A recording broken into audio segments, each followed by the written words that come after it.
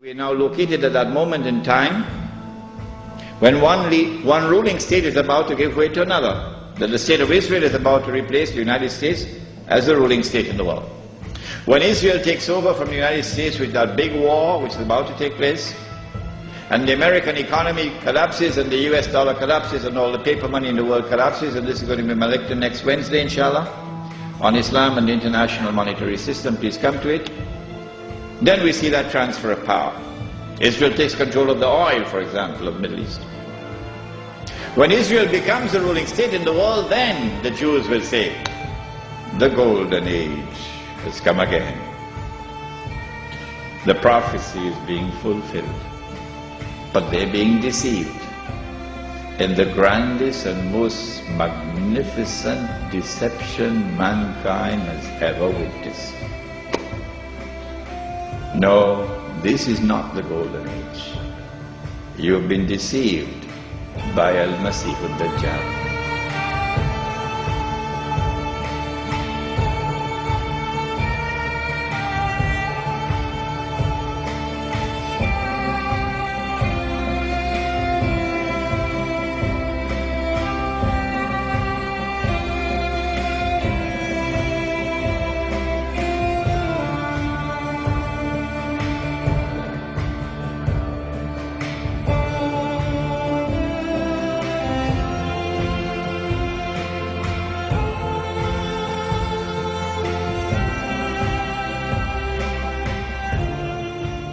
Any of us who studied any history at all knows that's exactly how World War I took place.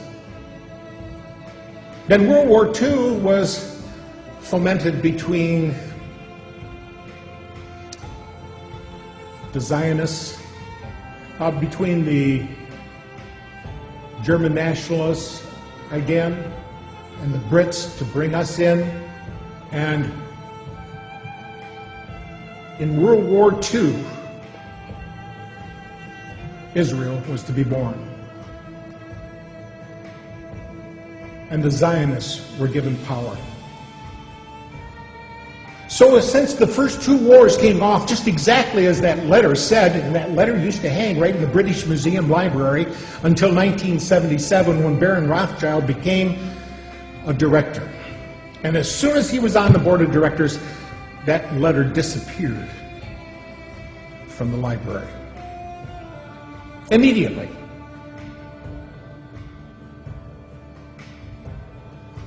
But since that letter so clearly delineated the first two world wars, I think we have to look at it seriously and take it to heart when it says in there so clearly that the Third World War will be fomented between the Zionists and Islam.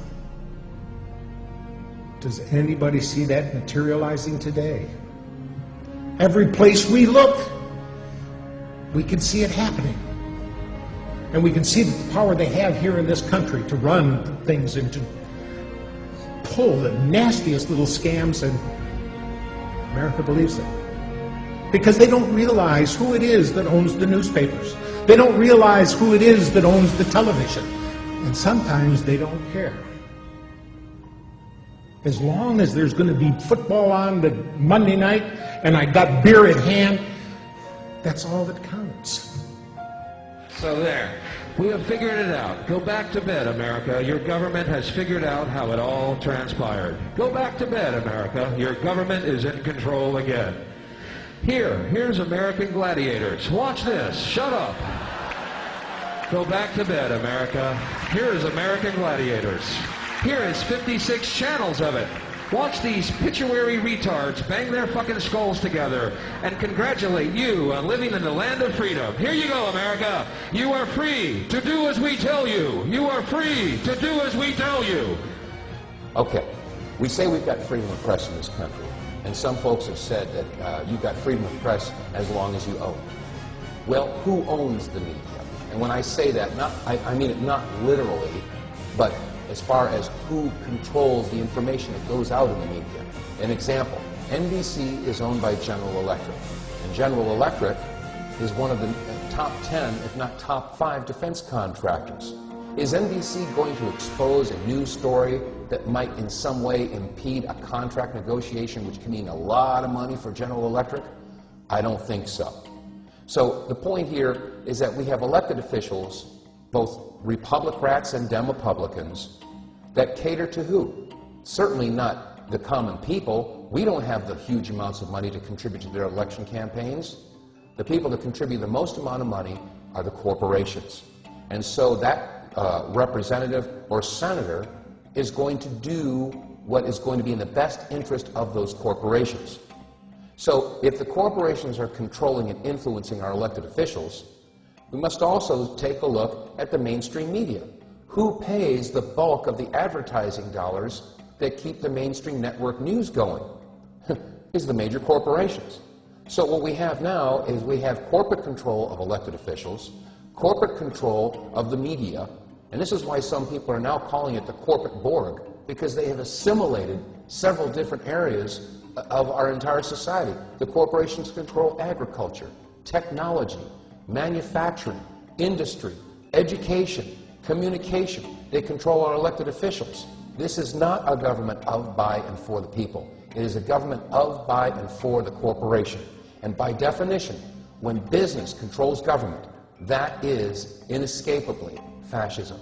And then if the global currency crisis unfolds, then inevitably you get, I guess, an alignment under a global world government, a new global currency, and a new world order. So we may be moving towards that. It's impossible to predict the time when confidence will be lost, but it can come quickly. Resorting to buying other paper currencies will not be of much help. When the dollar crashes, most likely the purchasing power of all currencies, since all currencies hold dollars as a reserve, will go down as well. This means that dollars and other currencies will go into buying consumer items, precious metals, and other physical properties. Consumer prices will soar, as well as interest rates. The central bank will lose control, and the more they inflate, the worse the confidence becomes.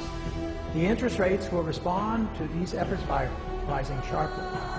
If the Fed tries to reverse the run on the dollar, interest rates will also soar, and the pain on American citizens will be of such proportion that political chaos will result. Either scenario leads to political and social chaos, the third event, and the most dangerous.